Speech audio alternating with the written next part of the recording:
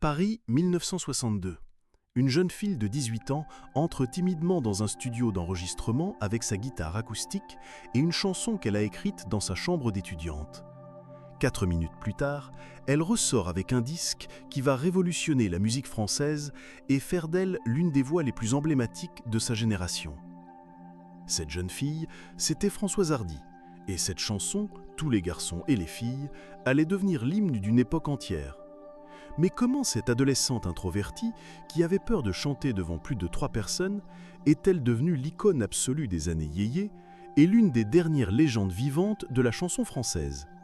Comment a-t-elle conquis le cœur de millions de jeunes à travers l'Europe, inspiré les plus grands artistes internationaux et marqué à jamais l'histoire de la musique populaire française?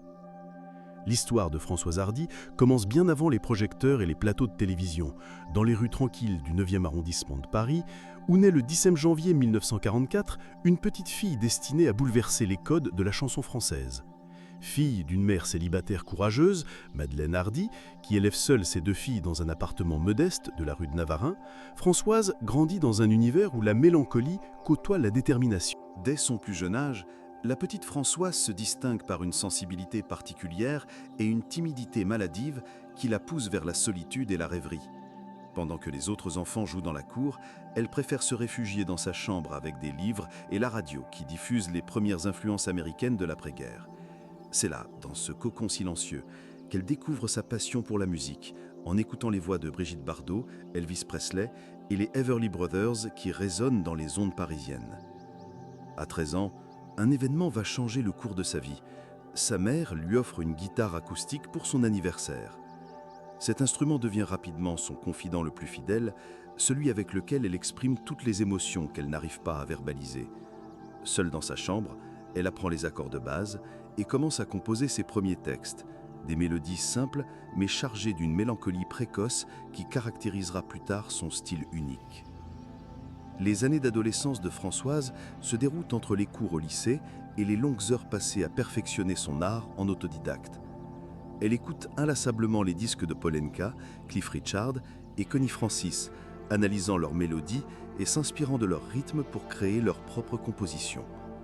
Mais c'est surtout la découverte de la folk américaine et du style country qui va profondément marquer sa sensibilité artistique naissante. En 1961, à 17 ans, alors qu'elle prépare son baccalauréat, Françoise franchit un cap décisif en composant Tous les garçons et les filles. Cette chanson naît d'une observation simple mais universelle, le sentiment d'isolement ressenti par une adolescente qui observe les couples se former autour d'elle sans jamais être concernée. Les paroles, d'une simplicité désarmante, mais d'une justesse émotionnelle saisissante, expriment la solitude des jeunes de sa génération avec une authenticité rare. Le destin de cette chanson aurait pu rester confidentiel si le hasard n'avait pas mis sur sa route Eddie Barclay et son équipe de disques Vogue. En 1962, encouragée par des proches qui croient en son talent, Françoise se présente timidement au bureau de la maison de disques avec sa guitare et quelques compositions. L'audition qu'elle appréhendera toute sa vie comme un moment terrifiant se déroule devant un parterre de professionnels sceptiques face à cette jeune fille fragile qui tremble en tenant son instrument. Mais dès les premières notes de Tous les garçons et les filles, quelque chose de magique se produit. La voix claire et mélancolique de Françoise, accompagnée de sa guitare acoustique simple, crée une atmosphère d'intimité et d'authenticité qui tranche radicalement avec les productions plus commerciales de l'époque. Les producteurs comprennent immédiatement qu'ils sont face à quelque chose d'exceptionnel, une artiste capable de toucher directement le cœur de la jeunesse française. L'enregistrement du premier 45 tours se fait dans des conditions presque artisanales, avec des arrangements minimalistes qui laissent toute la place à la voix et au message. Personne, pas même Françoise elle-même, n'imagine que ce petit disque va révolutionner le paysage musical français et propulser son auteur au rang d'icône nationale en quelques mois seulement. La sortie de Tous les garçons et les filles, en octobre 1962, provoque un véritable séisme dans l'industrie musicale française. En quelques semaines, le disque grimpe au sommet des hit-parades et devient l'hymne officieux d'une génération entière. Les radios diffusent la chanson en boucle, les jeunes la fredonnent dans les cours de récréation, et Françoise Hardy devient du jour au lendemain le visage de la révolution yéyé qui déferle sur la France. Ce qui frappe le plus dans ce succès phénoménal, c'est l'authenticité du personnage. Contrairement aux autres vedettes yéyé de l'époque, souvent fabriquées par l'industrie du disque, Françoise Hardy conserve sa simplicité naturelle et sa timidité touchante. Ses apparitions télévisées, d'abord rares et empreintes d'une nervosité visible, contrastent avec l'assurance affichée de ses confrères et consoeurs, créant un lien unique avec son public. Le phénomène dépasse rapidement les frontières françaises. En Europe, puis dans le monde entier, Tous les garçons et les filles devient un tube international qui ouvre les portes de la reconnaissance mondiale à Françoise Hardy. Elle devient la première artiste française de sa génération à conquérir les marchés étrangers avec autant de facilité, prouvant que la chanson française peut séduire au-delà de ses frontières linguistiques. Cette célébrité soudaine transforme radicalement la vie de la jeune femme. Désormais sollicitée de toutes parts, elle doit apprendre à gérer une notoriété qu'elle n'avait jamais recherchée. Les tournées se succèdent, les disques s'enchaînent et Françoise Hardy devient rapidement l'une des artistes les plus prolifiques de sa génération, enchaînant les succès comme L'âge tendre, Mon ami la rose ou encore Voilà. Parallèlement à sa carrière musicale, Françoise Hardy développe une image de marque unique qui dépasse le simple cadre artistique. Son style vestimentaire, mélange subtil d'élégance naturelle et de simplicité assumée, fait d'elle une icône de mode incontournable des années 60. Ses robes courtes, ses cheveux au carré parfait et son maquillage minimaliste inspirent toute une génération de jeunes femmes qui voient en elle un modèle d'émancipation et de modernité. Mais derrière cette image publique soigneusement construite se cache une femme en perpétuelle recherche d'équilibre entre sa vie privée et sa carrière. Les relations amoureuses de Françoise Hardy, souvent médiatisées malgré elle, révèlent une personnalité complexe, partagée entre le besoin d'amour et la peur de l'engagement. Ces romances avec des personnalités comme Jean-Marie Berrier ou plus tard Jacques Dutronc alimentent les chroniques people de l'époque, mais révèlent aussi une femme en quête d'authenticité dans un milieu souvent superficiel. La rencontre avec Jacques Dutronc, au milieu des années 60, marque un tournant décisif dans la vie personnelle et artistique de Françoise Hardy. Cette relation passionnée, mais tumultueuse avec le chanteur rebelle et provocateur du rock français, donne naissance à l'une des histoires d'amour les plus célèbres du show-business français.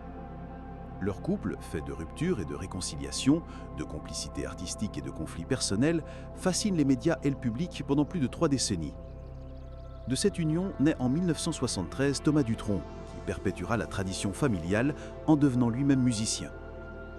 La maternité transforme profondément Françoise Hardy, qui trouve dans son rôle de mère un équilibre et une sérénité qu'elle cherchait depuis longtemps. Elle ralentit considérablement le rythme de sa carrière pour se consacrer à l'éducation de son fils, prouvant que ses priorités ont évolué avec l'âge et l'expérience. Les années 70 et 80 voient Françoise Hardy évoluer artistiquement, explorant de nouveaux registres tout en conservant l'essence de son style. Elle collabore avec les plus grands noms de la chanson française et internationale, de Serge Gainsbourg à Leonard Cohen, prouvant sa capacité d'adaptation et sa longévité artistique. Ces albums de cette période révèlent une artiste mature, capable de se renouveler sans trahir son identité première. Mais c'est aussi pendant cette période que Françoise Hardy doit affronter les premiers défis personnels majeurs de sa vie adulte.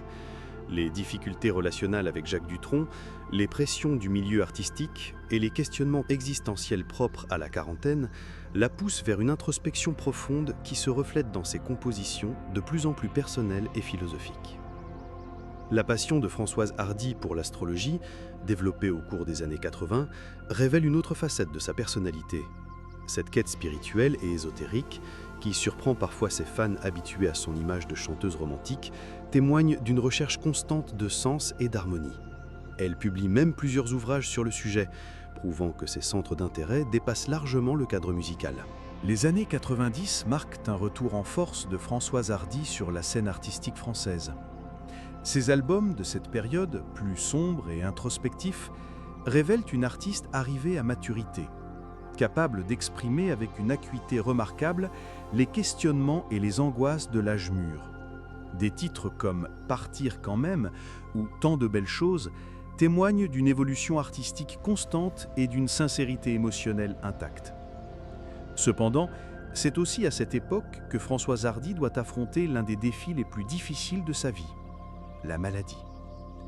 Les problèmes de santé qui l'affectent dès les années 2000, notamment un cancer lymphatique diagnostiqué en 2004, transforment profondément sa vision de l'existence et influencent ses dernières créations artistiques.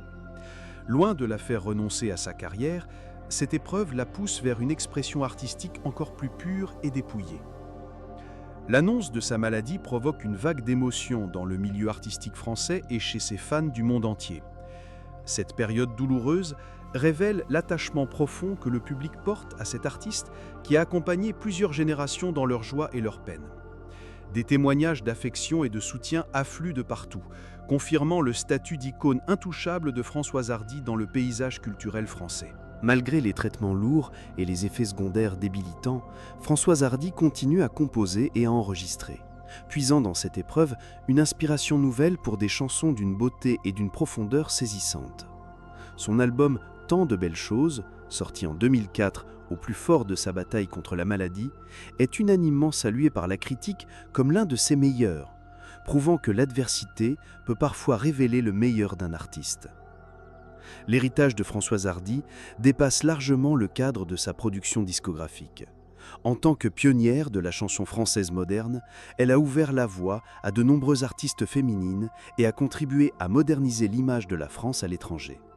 Son influence se ressent encore aujourd'hui chez de nombreux artistes contemporains qui revendiquent son héritage artistique et esthétique. Au-delà de son impact musical, Françoise Hardy a incarné une femme indépendante et authentique, dans une époque où ses qualités n'étaient pas toujours valorisées.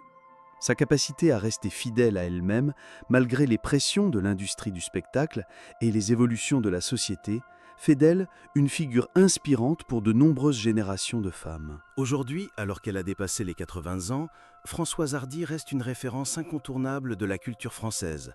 Ses chansons continuent à être diffusées, reprises et réinterprétées par de nouveaux artistes, prouvant leur caractère intemporel et universel. Tous les garçons et les filles résonnent encore comme un hymne de jeunesse, capable d'émouvoir aussi bien ceux qui l'ont découverte dans les années 60 que les nouvelles générations. L'impact culturel de Françoise Hardy sur la société française ne peut être sous-estimé. Elle a accompagné les transformations de son époque, de la révolution yéyé aux mutations sociales des décennies suivantes, en restant toujours fidèle à son style et à ses valeurs. Son parcours illustre parfaitement la capacité de la chanson française à émouvoir, à rassembler et à transcender les générations. En définitive, l'histoire de Françoise Hardy est celle d'une femme exceptionnelle qui a su transformer sa sensibilité et sa fragilité apparente en force créatrice. De la jeune fille timide qui tremblait devant son premier micro à l'icône intemporelle qu'elle est devenue, son parcours témoigne de la puissance transformatrice de l'art et de l'authenticité. Françoise Hardy d'Omar, 60 ans après ses débuts, la muse éternelle de la chanson française. Celle qui a su donner une voix à toute une génération et qui continue d'inspirer par son courage, sa sincérité et son talent inaltérable.